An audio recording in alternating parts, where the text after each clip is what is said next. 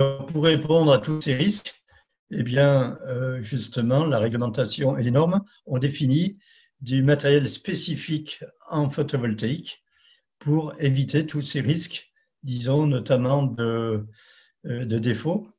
Donc, notamment tout ce qui est câble, systématiquement du côté courant continu, ce sont des conducteurs, des monoconducteurs de classe 2, hein, de double isolation, des boîtes de jonction conçues pour éviter tout risque de court-circuit, des fusibles spécifiques photovoltaïques qui tiennent en tension, des connecteurs, on en a parlé, IP2X, des onduleurs également spécifiques qui vont détecter des défauts d'isolement, et puis également des parafoudres spécifiques au photovoltaïque. Donc tout ceci est précisé dans le guide d'installation UTE C15712-1, mais également qui parle de la bonne mise en œuvre, parce qu'il encore faut-il bien dimensionner les conducteurs, que les connecteurs soient bien donc mâles et femelles de même marque. On a déjà parlé, mais ça, c'est souvent la responsabilité des installateurs qui ne prennent pas toujours le soin de respecter cette exigence. Et puis le bon sertissage avec la pince adéquate.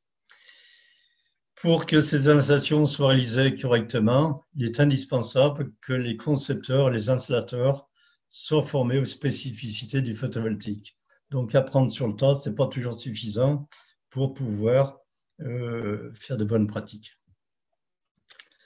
Alors justement, en parlant de la pratique, quand il y a des onduleurs centralisés, c'est-à-dire quand il y a une chaîne qui comporte plusieurs modules photovoltaïques en série, on arrive à des tensions très élevées, plusieurs centaines de volts, et donc il est très important que les connecteurs soient de même type et même marque. Or, on s'aperçoit que les modules ont leurs propres connecteurs qui sont donc fournis par les fabricants de modules, et les installateurs, quand ils veulent faire des rallonges, eh bien souvent, ils ont des connecteurs plus classiques.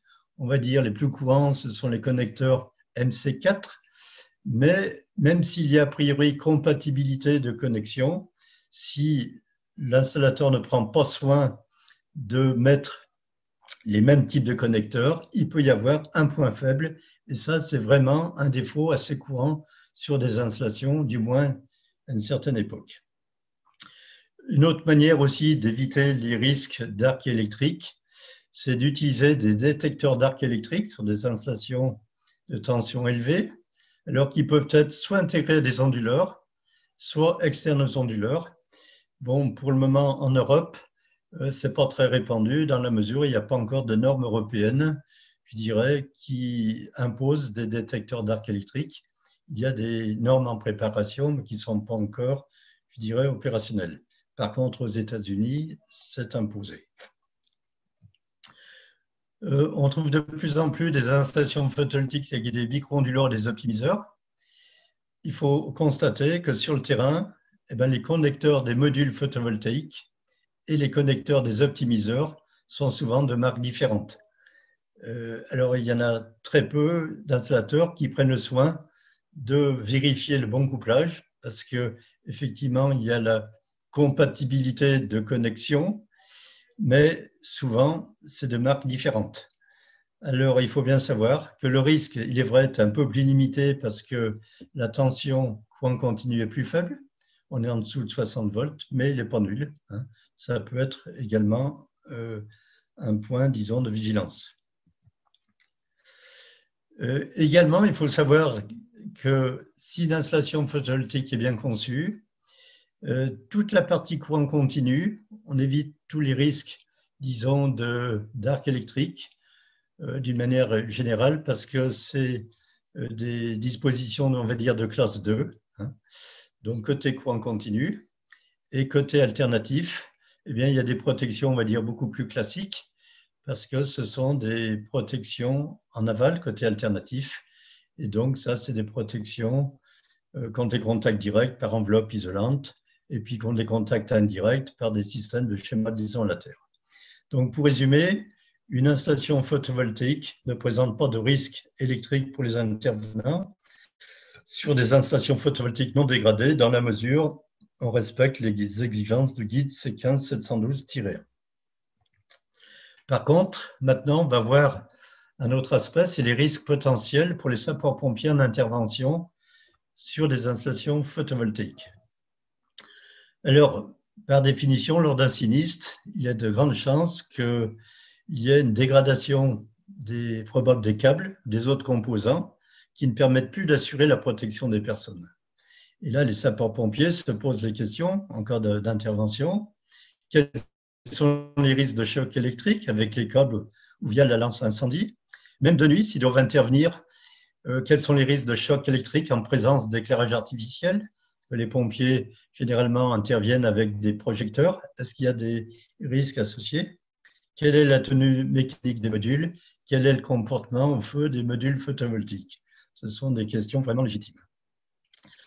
Donc, pour analyser justement les risques électriques, eh bien, un premier cas de figure, c'est les contacts directs entre, disons, deux conducteurs actifs, disons, d'une chaîne. Ça peut se produire puisque les câbles étant détériorés, eh bien, si un sapeur-pompier touche deux conducteurs actifs, si la tension sur ces câbles est supérieure à 60 volts et si les isolants sont dégradés, potentiellement, il y a un risque de choc électrique.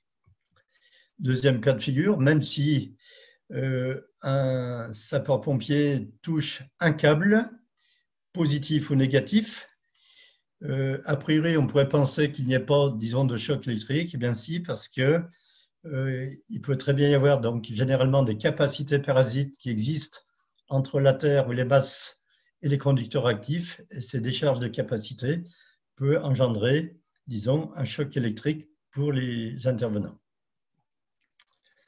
Autre également risque potentiel, c'est en cas d'incendie, il se peut que les flammes endommagent aussi les câbles actifs. Eh bien, il peut très bien y avoir également de l'électrisation via le jet de la lance incendie. L'électrisation dépend de la conductivité de l'eau, la nature du jet et la distance des pompiers vis-à-vis des câbles. Également, autre risque, c'est le contact direct ou indirect, c'est l'échelle des pompiers qui peut toucher les panneaux ou entrer en contact avec des éléments actifs. Et donc, il peut y avoir, pareil, une électrisation des intervenants à terre via l'échelle qui est métallique. Également, en situation dégradée, à la suite d'un sinistre, même s'il n'y a plus, disons, de flammes, les modules étant également encore exposés à la lumière, s'il y a des câbles qui sont sous tension, ils peuvent éventuellement être sous tension, et ça peut être également le risque de choc direct ou indirect. Et ça également, c'est un risque potentiel. Et puis d'autres risques, disons, qui sont également présents, c'est les risques liés au travail en hauteur. Les sapeurs-pompiers, s'ils interviennent, ils peuvent glisser sur le verre des panneaux, ça peut engendrer des chutes.